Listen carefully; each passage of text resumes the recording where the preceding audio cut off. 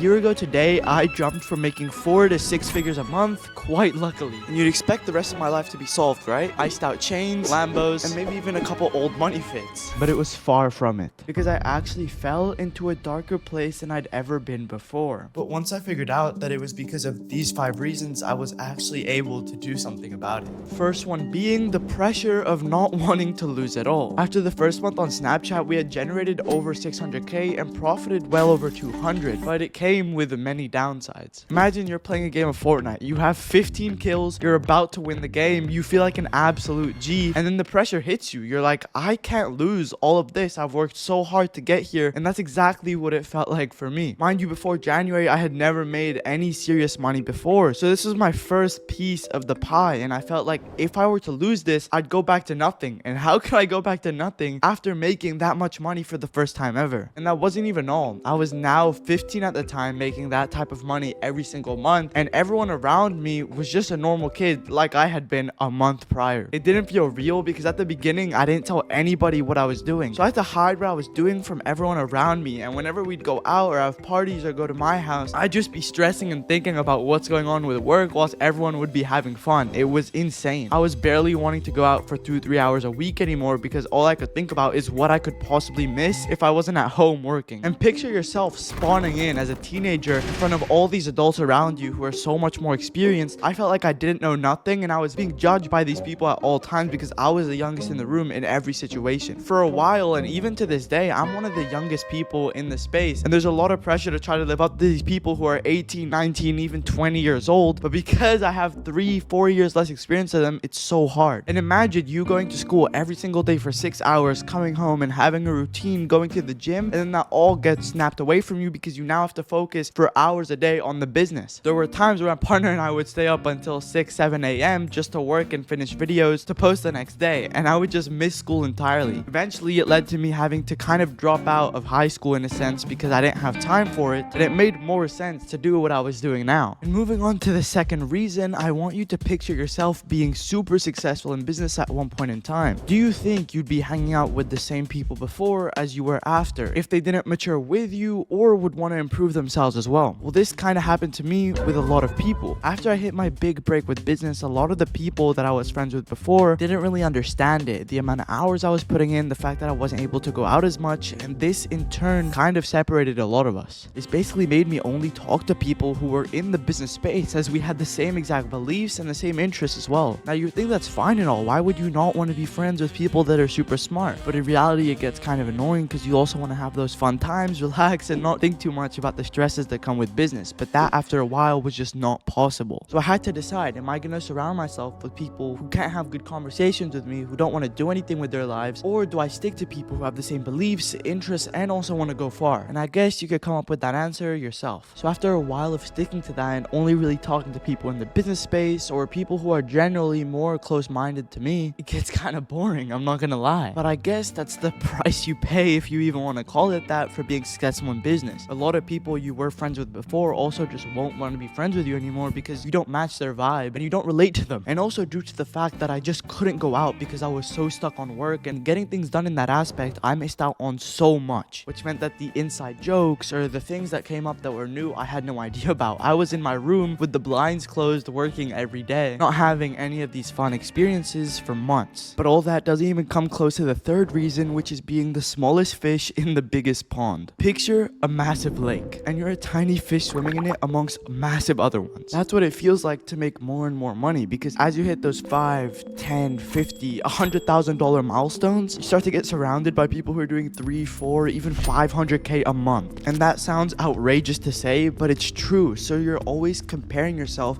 to people above you, and so you never actually appreciate what you have. And I know for myself as well as all of you, you're thinking right now and wishing for when I hit that $10,000 a month milestone, I'm gonna be so happy, no stress, no problems. I promise you, once you hit 10k a month, all you're gonna want to do is hit 20, 30, and then eventually 50. And once you hit that, you're gonna see the guy doing 100, and you're gonna think to yourself, why am I not there yet? What am I doing wrong? It's just a constant cycle of wanting to one-up yourself, which is absolutely amazing for business, but can really mess with your brain. You gotta have the mindset going in that you're just gonna work as hard as you physically can, and that you're gonna hit each milestone as it comes. A big positive, however, to being the smaller one amongst a bigger group of people is that they can give you a lot lot of advice and life experience that you just don't have. And the only way to obtain these things is by hitting those bigger pinnacles in business that they've been through. But at the beginning, looking at them, I thought, yo, these guys are gonna gatekeep everything they have. They're not gonna help me at all. What am I gonna do alone here? But it was actually entirely the opposite. A lot of these people who were making so much more money than me were helping me out incredible amounts in terms of how to optimize my business, how to invest my money, and how to even make more money. And all of you should reach out to someone making a tiny bit more money than you at whatever scale you're on, because I can guarantee you that they will help you and it'll give you an insane amount of value. Even if they're only making 5 to 10k more than you a month, the amount of experience they can give you to get to that level is insane. And you can use that knowledge and experience to get even further than them. It's just a rotating cycle. So after a while of feeling smaller than ever, I kind of got used to it and shifted my mindset from being mad at myself to trying to get better than all the people above me, and that's how you should do it too. And the second to last reason here will hit all of you really deep, because one thing that I can assure you is as you make more and more money, even if it's from $1,000 to $3,000, your maturity level changes a lot. Imagine having more weight on your shoulders every single month, aka making more money. You're inclined to be a lot more mature because you know you have a lot more to lose. And that's what happened after my first month. That leads to you not being able to relate to everyone around you who isn't taking a similar path. And this has nothing to do with ego. It's not like you can't talk to people because you're smarter than them or make more money than them. It's simply that they get interested in completely different things. If someone's talking to you about a girl and you're over here thinking, how am I going to increase my monthly income by $10,000 next month? I'm sure there isn't going to be too much of a connect between you and that person. And that's what tends to happen when you start this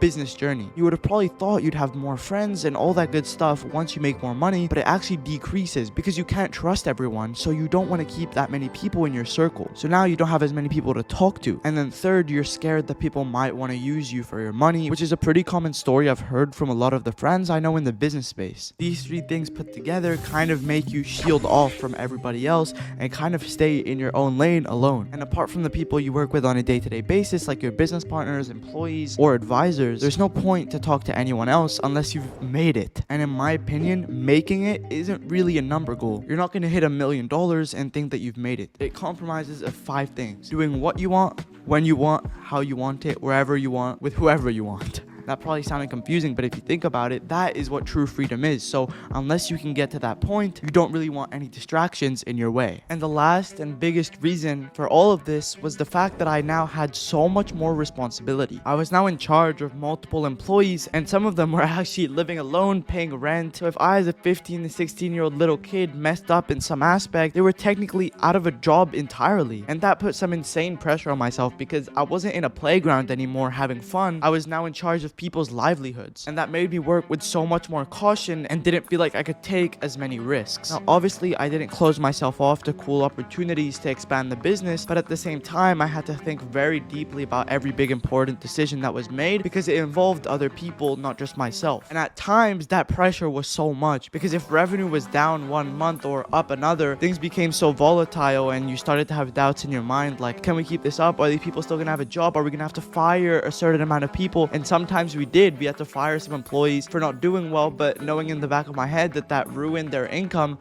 just sucked. But at the end of the day, all of these 5 things put together have made me mature so much quicker than an average 15 or 16-year-old. And now looking back, I'm super happy to have went through all of those experiences.